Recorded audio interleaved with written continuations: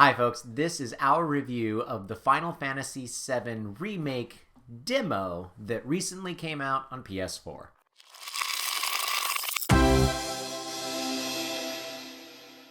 So, I have never played Final Fantasy VII. I played Final Fantasy X, but that's it. But you played Final Fantasy VII. Yeah, I played Final Fantasy VII. I played it when it came out. And I think it's important, maybe you're watching this because you've never played it. You want to know if you've picked it up, if you should pick it up, or you have played it and what do other people think.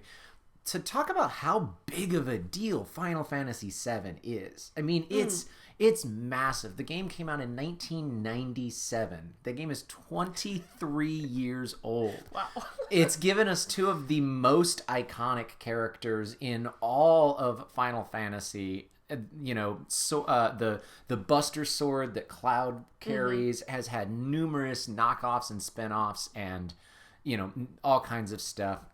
Sephiroth, Family Guy parodies the Sephiroth scene in the long hair and the fire and all of that kind of stuff.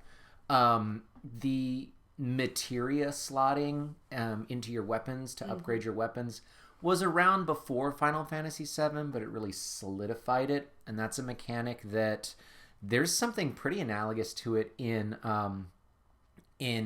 Dungeons and Dragons now. I mean, So this is such an iconic game, and it regularly wins all kinds of awards. I mean, I think it won Game of the Year the year that it came out. It's regularly ranked in the top 100 or top 50 or top 10 games of all time, RPGs of all time, characters of all time. As somebody who hasn't played it, I know some key scenes and characters without even playing it, just from pop culture. So at the very end of February or beginning of March, whenever the demo released on PlayStation, I know downloads through it just were off the charts. I don't know if it won for like most downloaded or anything like that, but it was a big deal. And so we both went through and played it. Yeah. And so that's a little bit of the history, why it's so important. Now, what did we think? So let's start off with this. I was going to get the game, but probably not at launch. And now I think I might pick it up the day that it comes out. What are you? I probably wouldn't have gotten the game. It's not quite a game style I tend to like. And I think I might play it since you are getting it, but I probably wouldn't go and pick it up on my own. Right. Okay, so that's fair. I mean, like, if one of us buys a game, then we both have the game, but sure. Well, let's start off with some of the things that from the demo were a little tricky or surprising, maybe not in the best of ways, or is there anything that we just straight up didn't like? I didn't remember Barrett being such a jerk. Okay, I was like, oh, this guy's a jerk. I do not like him. Yeah, no, like, he is not likable. I know that he's, like, gruff. I do remember that much. But it felt like he was written to be sort of just this edgelord buff jerk for the sake of doing it. Like, his writing wasn't the best in the world. And Cloud has always been a little edgelord in a different kind of way. In that, like, almost a silent protagonist type. Like, that's my inclination. Just, there were so few things that were said, and what was said was like, well, there's a lot that's not being said right now. Aren't I so mysterious? Pre-order the game. Yeah, the writing still felt a little late 90s. Yeah, which I will say, like, if it's a remake, I'm not going to expect them to completely redo everything. But, maybe update a few things. And I do know that they've talked about the fact that some of the storyline and certainly much of the gameplay, almost all of the combat, is being retooled. It's not just an HD remake. And so I'm sure that there is dialogue and character development that's getting a little bit of attention. It's a really short demo. Oh, yeah. Like, How long did you spend in it? Maybe half an hour. Yeah, same here. It's a really short demo, and I think it did its job as far as like introducing to you to the feel of the game. Anything that stood out that you didn't love? I had real issues with some of the controls. It wasn't intuitive to me, and like I could not figure out the targeting, even though it told me how. I kept I would be like, I've been shooting at the wrong thing, and like I kind of like I died halfway through the final boss thing after running through all my potions in Phoenix Downs, and just was like, okay, I'm done. Right, okay, yeah, sure. And I had a little bit of trouble with the targeting as well from time to time, like getting it to purposefully switch, and maybe it is just you have to literally run around and reposition yourself the way that you do in kind of Final Fantasy X, I think, does that, and Final Fantasy K-pop boy band does that. And then there's also like the limit break meter. Like there's a meter that fills, and so you have to be constantly attacking in order to earn enough energy or whatever to use a potion or use a magic spell.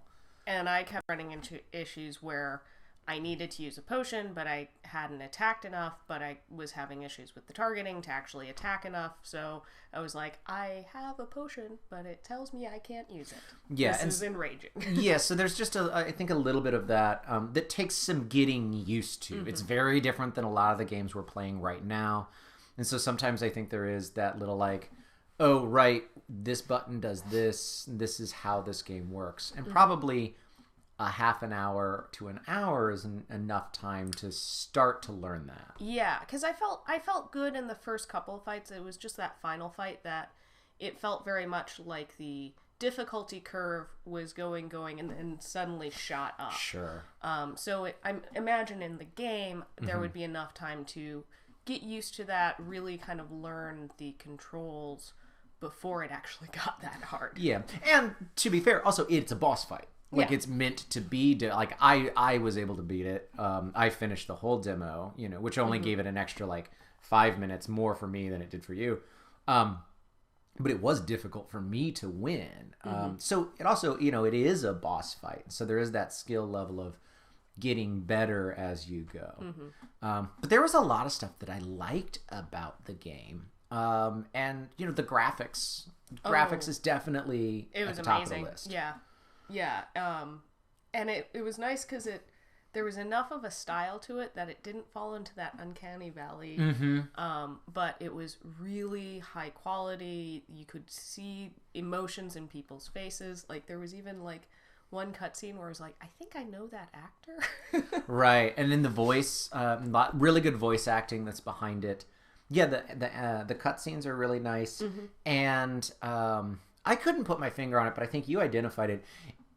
The cutscenes and gameplay, and then back to gameplay cutscene back to gameplay is pretty clear and smooth, but when you're back into it. Yeah, there's like a slight camera angle shift that to me always was like, oh, okay, we're done with the cutscene, now it's time to do stuff, which I liked. It wasn't as hard of a hard cut from cutscene and now we're into gameplay. But it wasn't. I've played one or two games where it's been so smooth that it's been like, okay, I need to start moving now. Yeah, that was pretty cool. I liked the combat system overall. I like that you could sort of issue commands on the fly, but the other party member did their own thing. Yeah, that was nice. Because I think this was the way it was in 10. Like it was all of the turn based pretty much. So yeah, I mean turn based was definitely which I think is of its time in a very specific style. But this felt like a merging of that turn based with more of the like first person type action. And switching between the characters, I didn't have any problem between that, and kind of the different characters having different abilities. I love that aspect. Figuring out like, oh, this is when I need to do magic attacks, and well, this is when I need to concentrate on ranged things.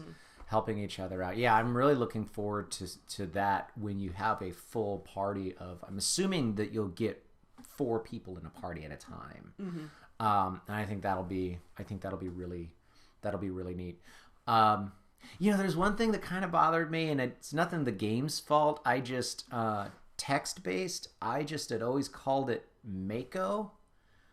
Oh. And it's Mako apparently. I don't know when. Maybe I've just been wrong all along. I've been wrong for 23 years, but I always thought it was Mako, like the name, like the actor. But apparently it's Mako. And so it just sounded wrong to me, but that's not really the game's fault by any means. Yeah, and I will say the demo gave a good, as somebody who doesn't know the game and the world as well, it did give a nice little hint at like, okay, I kind of understand a little bit of what the world is like, some societal things. Yeah. And that was all dropped in dialogue and just visuals and stuff like that didn't feel like here's an exposition dump. Yeah. So it was a nice little teaser of like, okay, there's Earth and the Mako. Yeah, the energy. Earth energy, and corporations and all these. Yeah, it's almost a little dystopian diesel punk that's going on. The gameplay, as far as the controls to move around, there's a puzzle section where you have to work out the timing to run through, and that was very smooth. I think it set you up for a lot of the things that you'll be doing throughout. There's a little bit of magic. There's no materia. There's no summoning. And there isn't really any.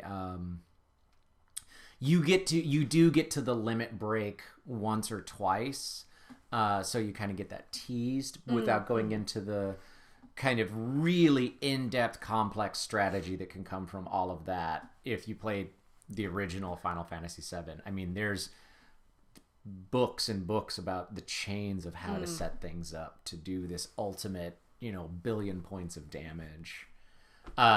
It doesn't get that into the weeds. Yeah, it was a nice demo. Yeah. But yeah, I think for me it was just that like that final boss fight felt like this isn't difficult. It felt like I can't do this because I've played boss fights like 5 times to finally beat it, and this was a like I'm not invested enough. You knew what you were supposed to be doing. You just didn't feel like you were able to do. Yes. Yeah. No, and I think that's fair. There may be some a steeper learning curve, but that might just be a product of being a demo.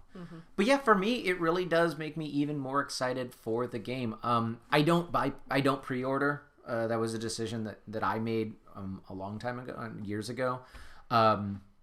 But I will say that instead of waiting maybe a month, waiting for that first price drop, the demo made me decide, I'll probably go and get it in that first weekend that it comes out, because I'd like to be able to go ahead and start the adventure. And it really made me interested. Cool.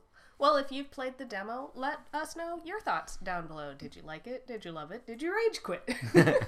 Absolutely. And when it comes out, I'm sure that we'll be talking a little bit more, or at least I will be talking a little bit more about the game and some of the things that I like a lot there. A big thanks to our patrons, especially Tucker. If you want to support our channel, you can head over to our Patreon page and check out the perks of being a patron. So, if you enjoyed this video, please leave us a comment and share and tag somebody. Go and find us on Instagram and on Twitter. Our social is the best way to get a hold of us and find out when bonus videos and places where you can come and meet us once all of this quarantine business is done. That would be really, really cool. All right. So, until next time, I'm Dawn. And I'm Ryan. And this is Roll for Initiative. Bye. Bye.